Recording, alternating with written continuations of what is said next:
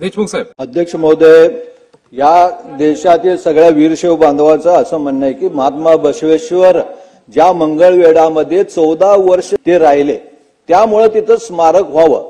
आणि आज आपल्याला पालकमंत्री आमच्या इथे आहेत, त्यांना मी सांगू इच्छितो की त्यावेळी त्या समितीचा अध्यक्ष पालकमंत्री म्हणून मला केलं होतं. त्याचा प्रस्ताव तयार झाला साहेब. त्यानंतर सत्या आपण जवळपास 95 कोटीचा प्रस्ताव पाठवून दिलं, जागा निश्चित केलं. पण सत्ता बदलल्यावर पुन्हा एकदा ती समिती बरखास्त झाली, नवीन समिती गेली.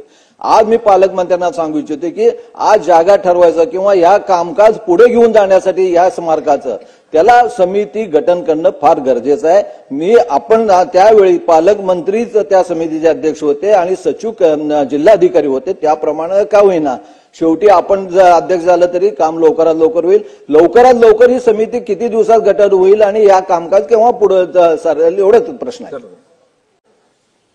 अध्यक्ष महोदय, मी अगोदरच सांगितलं 1 महिन्याच्याच ही समिती आपण गठन करू आणि तातडीनं ह्या स्मारकाचं काम पुढे नेण्यासंदर्भात आपण तशी बैठक आयोजित करू आणि या बैठकीतून या स्मारकाचा विषय मार्गी लागेल अशा पद्धतीची व्यवस्थापन करू.